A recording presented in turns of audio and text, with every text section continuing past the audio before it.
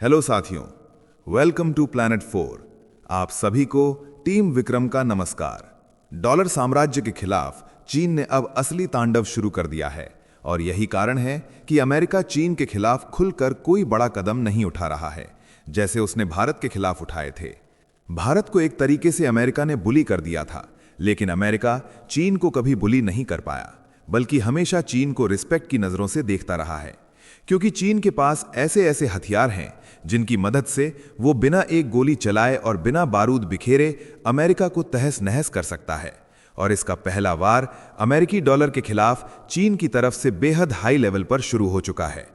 चीन ने अचानक अपने सभी बड़े बैंकों को जो आदेश दिया है, उसे सुनकर अमेरिका में व्हाइट हाउस के अंदर हड़कंप मच गया है और डोनाल्ड ट्रंप की नींद उड़ने वाली है। और आप सब जानते हैं कि चीन के अंदर आज दुनिया के सबसे बड़े बैंकों में कई बड़े बैंक शामिल हैं, जैसे कि industrial and commercial bank of China, China construction bank, इसके अलावा बैंक ऑफ चाइना। ये सारे ऐसे बैंक हैं जो दुनिया भर में कर्ज बांटते हैं, और अगर ये सारे मिलकर एक साथ डॉलर के खिलाफ हथौड़ा मारेंगे तो अमेरिका का सिंहासन हिल जाएगा। अब चीन ये साफ कर रहा है कि वो अमेरिकी ट्रेजरी पर अपनी निर्भरता कम करके यूरोप के बॉन्ड के साथ साथ गोल्ड और मल्टीपल एसेट में अपने निवेश को फैलाएगा। एक तरफ जहां चीन खुद को सुरक्षित कर रहा है, वहीं दूसरी तरफ अमेरिका के सिर के ऊपर से सुरक्षा का अम्ब्रेला चीन ने उड़ा दिया है। और ये सब कुछ ऐसे समय पर हो रहा है जब डोनाल्ड ट्रंप और चीन के राष्ट्रपति शी जिनपिंग की मुलाकात होने वाली है। चीन ऐसे समय पर अमेरिका को झटका देकर अमेरिका के ऊपर न केवल दबाव बना रहा है, बल्कि अपनी शर्तों को अमेरिका के द्वारा मनवाने के लिए उसे मजबूर भी कर रहा है। जिस धमकी और टैक्टिक का इस्तेमाल डोनाल्ड ट्रंप कमज़ोर देशों को दबाने धमकाने के लिए करते हैं, अब वही इलाज चीन भी अमेरिका के साथ कर रहा है, ताकि अमेरिका उसकी शर्तों पर डील करे। आप सब जानते हैं कि अमेरिकी ट्रेजरी सिक्योरिटी का सबसे बड़ा होल्डर जापान है, जिसके पास तकरीबन $1 ट्रिलियन के आसपास अमेरिकी ट्रेजरी सिक्योरिटी मौजूद है। लेकिन जापान के बाद चीन ही वो देश है जिसके पास तकरीबन $780 बिलियन के अमेरिकी बॉन्ड हैं, जिसे वो बेहद तेजी से अब कम करता जा रहा है। पहले ही आंकड़ा बहुत ज्यादा हुआ करता था, जो अब तकरीबन आधे के आसपास पहुंच चुका है। चीन बेहद आंधी तूफान की रफ्तार में अपने अमेरिकी ट्रेजरी बॉन्ड की होल्डिंग घटा रहा है, जिसे देखकर दुनिया हैरान है। उसे परवाह नहीं है कि अमेरिका क्या सोचेगा, अमेरिका कौन से प्रतिबंध लगाएगा। वो सीधे आंख बंद करके डॉलर के खिलाफ एक के बाद एक हथौड़ा चलाए जा रहा है। वैसे मैं आप सबको बता दूं कि भारत और ब्राजील के पास भी तकरीबन $200 बिलियन से ज्यादा के अमेरिकी ट्रेजरी बॉन्ड मौजूद हैं, और ये दोनों देश भी बेहद तेजी से अपनी होल्डिंग कम कर रहे हैं। ये पूरा नज़ारा देखकर यही साफ हो रहा है कि अब दुनिया अमेरिका को कर्ज देने से पीछे हट रही है। अमेरिकी बॉन्ड को अब सुरक्षित नहीं माना जा रहा है। और उससे भी बड़ी बात यह है कि चीन इस वक्त यूरोप के साथ मिलकर एक बहुत बड़ा खेल खेल रहा है, और हम लोग समझेंगे कि चीन यूरोप के कस्टोडियन खातों में निवेश करके कैसे पूरे गेम को बदल रहा है। इसी के साथ आप सब जानते हैं कि भारत इस बार ब्रिक्स की मीटिंग की मेजबानी कर रहा है, और ठीक इससे पहले रूस के विदेश मंत्री ने जो खुलासा किया है, उसे सुनकर पश्चिमी देशों के होश उड़ गए हैं। रूस के विदेश मंत्री ने बताया है कि combined GDP at purchasing power parity के मामले में ब्रिक्स देशों ने G7 देशों को पीछे कर दिया है। इसका मतलब क्या है? बेहद आसान भाषा में आगे समझेंगे, लेकिन फिलहाल इतना समझ लीजिए कि ग्लोबल इकोनॉमिक रफ्तार का पहिया अब ब्रिक्स ज्यादा तेजी से घुमा रहा है, जबकि G7 देश हाफने लगे हैं। हमेशा की तरह टीम विक्रम के इस यूनिक और ऑथेंटिक एनालिसिस वीडियो में जानेंगे कई महत्वपूर्ण और ठोस जानकारियां। आगे बढ़ने से पहले आपको बता दें कि सभी खबरों का क्रेडिबल सोर्स लिंक नीचे डिस्क्रिप्शन में दिया गया है, जिसे आप चेक करें और सोशल मीडिया की फेक न्यूज से दूर रहें। तो चलिए इन सभी खबरों को जानते हैं बेहद विस्तार से, आसान भाषा में। सबसे पहले समझते हैं कि चीन ने कैसे अमेरिका के डॉलर साम्राज्य को हिलाकर रख दिया है। तो बीजिंग से आई एक तेज खबर ने ग्लोबल फाइनेंस की नसों में करंट दौड़ा दिया है। चीन के रेगुलेटर्स ने अपने बड़े बैंकों को सलाह दी है कि वे अमेरिकी सरकारी बॉन्ड और ट्रेजरी में अपनी पकड़ ढीली करें और जोखिम को फैलाएं। चीन के बड़े बैंक अमेरिकी सरकारी बॉन्ड और ट्रेजरी में इसलिए पकड़ बनाए रखते हैं क्योंकि ये दुनिया की सबसे बड़ी और सबसे तरल फाइनेंशियल मार्केट मानी जाती है, जहां पैसा पार्क करने पर आमतौर पर डिफॉल्ट का खतरा बहुत कम समझा जाता है और जरूरत पड़ने पर तुरंत नकदी मिल सकती है। साथ ही चीन के पास जो भारी मात्रा में डॉलर रिजर्व जमा होते हैं, उन्हें कहीं सुरक्षित और स्थिर जगह लगाना जरूरी होता है ताकि उसकी करेंसी और ट्रेड सिस्टम स्थिर रहे। इसी कारण वर्षों से चीन अपने विदेशी मुद्रा भंडार का बड़ा हिस्सा अमेरिकी कर्ज में लगाता रहा है। चीन के जिन बड़े बैंकों और संस्थानों का वैश्विक असर बहुत गहरा है, उनमें industrial and commercial bank of China, China construction bank, agricultural bank of China, bank of China और साथ में state administration of foreign exchange और पीपल्स बैंक ऑफ चाइना जैसे केंद्रीय निकाय शामिल हैं। इनके पास $1 ट्रिलियन के बराबर एसेट और विदेशी निवेश की ताकत होती है, इसलिए इनके पोर्टफोलियो में छोटा सा बदलाव भी बॉन्ड यील्ड, डॉलर की मजबूती और ग्लोबल कैपिटल फ्लो पर असर डाल देता है, जिससे अमेरिका सहित कई बाजारों में झटका महसूस होता है। हिम्मत का कारण यह है कि चीन एक बड़ा कर्जदाता और विशाल रिजर्व वाला देश है, जो अपने निवेश का रुख बदलकर संकेत दे सकता है कि वो फंडिंग की दिशा मोड़ रहा है। जोखिम कम करने के लिए चीन विविधीकरण की रणनीति अपनाता है, जिसमें अमेरिकी ट्रेजरी पर निर्भरता घटाकर यूरोप के बॉन्ड, सोना, बहुपक्षीय एसेट, बेल्ट एंड रोड से जुड़े प्रोजेक्ट और अलग अलग करेंसी में निवेश फैलाया जाता है, ताकि अचानक बाजार झटकों, टैरिफ तनाव या भू राजनीतिक दबाव की स्थिति में उसके विदेशी भंडार की वैल्यू एक ही दिशा में गिरने का खतरा कम रहे और फाइनेंशियल सिस्टम स्थिर बना रहे। ये कदम उस समय सामने आया है जब अमेरिकी राष्ट्रपति डोनाल्ड ट्रंप की शी जिनपिंग से मुलाकात तय है और माहौल पहले से संवेदनशील बना हुआ है। रिपोर्ट के अनुसार चीन के कुछ सबसे बड़े लेंडर्स को मौखिक रूप से कहा गया है कि वे अमेरिकी कर्ज में एक्सपोजर घटाएं और नई खरीद को सीमित रखें। इस सलाह के साथ कोई तय समय सीमा या सख्त आदेश जारी नहीं हुआ, पर संकेत साफ है कि अनिश्चितता के दौर में सुरक्षा कवच मजबूत रखा जाए। पिछले 1 दशक में चीन की कुल होल्डिंग लगातार घटती रही है और ये स्टॉक पाइल अपने पुराने शिखर से लगभग आधा रह गया है। ताज़ा आंकड़ों के मुताबिक ये स्तर कई सालों के निचले पायदान के करीब पहुंच चुका है। यहाँ स्टॉक पाइल का मतलब किसी गोदाम में रखा सामान नहीं, बल्कि चीन के पास जमा अमेरिकी सरकारी कर्ज के कागजों की कुल मात्रा से है। यानी जितने अमेरिकी ट्रेजरी बॉन्ड और नोट चीन ने वर्षों में खरीदकर अपने विदेशी मुद्रा भंडार के हिस्से के रूप में रखे हैं, वही उसका स्टॉक पाइल कहलाता है। पुराने शिखर से आधा रह जाने की बात इस ओर इशारा करती है कि पहले चीन के पास अमेरिकी ट्रेजरी की बहुत बड़ी मात्रा थी, जो समय के साथ घटती गई, क्योंकि चीन ने धीरे धीरे कुछ बॉन्ड बेच दिए, कुछ मैच्योर होने पर दोबारा उतनी मात्रा में नहीं खरीदे और अपने डॉलर रिजर्व को दूसरे एसेट जैसे सोना, यूरोप के बॉन्ड या अलग करेंसी वाले निवेश में फैलाना शुरू किया। जिस होल्डिंग की बात हो रही है वो खास तौर पर चीन की अमेरिकी ट्रेजरी में कुल निवेशित रकम है, जो कभी अपने पीक स्तर पर बहुत ऊंची थी और अब उससे काफ़ी कम रह गई है। इसका मतलब ये नहीं कि चीन ने अमेरिकी कर्ज से पूरी तरह दूरी बना ली है, बल्कि ये कि पहले जितना बड़ा हिस्सा अमेरिकी बॉन्ड में था, अब वो हिस्सा छोटा कर दिया गया है, ताकि एक ही देश के कर्ज पर ज़्यादा निर्भरता से होने वाले जोखिम से अपने विदेशी भंडार की वैल्यू को बचाया जा सके और पोर्टफोलियो ज़्यादा संतुलित रखा जा सके। कुछ मार्केट एनालिस्ट मानते हैं कि असली गिरावट उतनी तेज दिखती नहीं है, क्योंकि बीजिंग ने अपने कुछ निवेश यूरोप के कस्टोडियन खातों में शिफ्ट किए हैं।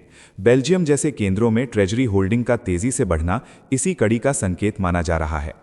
कस्टोडियन खाता वो व्यवस्था होती है जिसमें कोई देश या संस्था अपने खरीदे हुए बॉन्ड और सिक्योरिटी किसी तीसरे बड़े वित्तीय केंद्र या बैंक के पास सुरक्षित रखती है, ताकि रिकॉर्ड, सेटलमेंट और गोपनीयता बेहतर रहे। यानी असली मालिक चीन रहता है, पर कागजों में होल्डिंग उस जगह के नाम पर दिख सकती है जहां वो खाता रखा गया है। चीन ऐसा इसलिए करता है ताकि अपने विदेशी भंडार को अलग अलग बाजारों और संस्थानों में फैलाकर जोखिम कम रख सके। साथ ही सीधे अपने नाम से हर खरीद बिक्री दिखाने के बजाय निवेश का मार्ग लचीला और कम नजर आने वाला बना सके। इसी कारण जब चीन अपने आधिकारिक आंकड़ों में अमेरिकी ट्रेजरी घटाता दिखता है तो गिरावट उतनी तेज नहीं लगती, क्योंकि संभव है कि वही निवेश यूरोप के कस्टोडियन खातों में रखे होकर किसी और देश के नाम से दर्ज हो रहे हों। बेल्जियम में ट्रेजरी होल्डिंग का तेजी से बढ़ना इसी तरह का संकेत माना जाता है, क्योंकि वहां बड़े अंतर्राष्ट्रीय क्लियरिंग और कस्टडी प्लेटफॉर्म मौजूद हैं जहां कई देशों की ओर से रखी गई सिक्योरिटी दर्ज होती हैं। इसका अर्थ ये निकाला जाता है कि चीन ने अपने कुछ अमेरिकी बॉन्ड सीधे अपने खाते से हटाकर ऐसे यूरोपीय कस्टोडियन चैनल में पार्क किए हैं ताकि पोर्टफोलियो विविध रहे, राजनीतिक दबाव की स्थिति में लचीलापन बना रहे और बाजार को अचानक बड़े पैमाने पर बिक्री का सिग्नल दिए बिना एक्सपोजर को शांत तरीके से एडजस्ट किया जा सके। विशेषज्ञों के बीच ये चर्चा भी तेज हुई है कि अमेरिकी कर्ज को पारंपरिक सेफ हेवन की छवि बनाए रखने में अब ज्यादा मेहनत करनी पड़ रही है, खासकर टैरिफ दबाव और भू आर्थिक तनाव के माहौल में। दुनिया लंबे समय तक अमेरिकी कर्ज को सेफ हेवन इसलिए मानती रही क्योंकि अमेरिका की अर्थव्यवस्था सबसे बड़ी और स्थिर समझी जाती है। उसकी सरकार ने ऐतिहासिक रूप से अपने कर्ज का भुगतान समय पर किया है। डॉलर वैश्विक रिजर्व करेंसी है और अमेरिकी ट्रेजरी मार्केट बहुत गहरी और तरल है, जहां बड़े निवेशक कभी भी खरीद बिक्री कर सकते हैं। इसलिए युद्ध, मंदी या संकट के समय भी निवेशक अपना पैसा वहां पार्क करके सुरक्षित महसूस करते थे। अब मुश्किल इसलिए बढ़ रही है क्योंकि अमेरिका का कुल कर्ज बहुत तेजी से बढ़ा है। ब्याज दरों में उतार चढ़ाव तेज हुआ है। बार बार टैरिफ और सख्त व्यापार नीतियों से वैश्विक सप्लाई चेन में तनाव आया है और भू आर्थिक खेमेबंदी गहरी हुई है। ऐसे माहौल में निवेशकों को डर रहता है कि अगर डॉलर कमजोर हुआ या अमेरिका की फिस्कल स्थिति पर दबाव बढ़ा तो बॉन्ड की कीमत गिर सकती है। साथ ही कई बड़े देश अपने रिजर्व को एक ही देश पर निर्भर रखने के बजाय सोना, यूरो, युआन और दूसरे एसेट में फैलाने लगे हैं। अमेरिका की आक्रामक व्यापार और प्रतिबंध वाली नीतियों ने ये संदेश भी दिया है कि वित्तीय सिस्टम को रणनीतिक हथियार की तरह इस्तेमाल किया जा सकता है। इससे कुछ देशों को आशंका हुई कि जरूरत पड़ने पर उनकी डॉलर संपत्ति पर दबाव आ सकता है। इसी कारण पारंपरिक सेफ हेवन की छवि को बनाए रखने के लिए अब अमेरिका को ज्यादा भरोसा, स्थिर नीति संकेत और मजबूत फिस्कल अनुशासन दिखाने की जरूरत पड़ रही है, ताकि वैश्विक निवेशक फिर से उतनी ही निश्चिंतता के साथ अमेरिकी कर्ज को सबसे सुरक्षित ठिकाना माने। ट्रंप और शी जिनपिंग की प्रस्तावित मुलाकात से पहले आया ये संकेत वैश्विक समीकरण में नई परत जोड़ रहा है।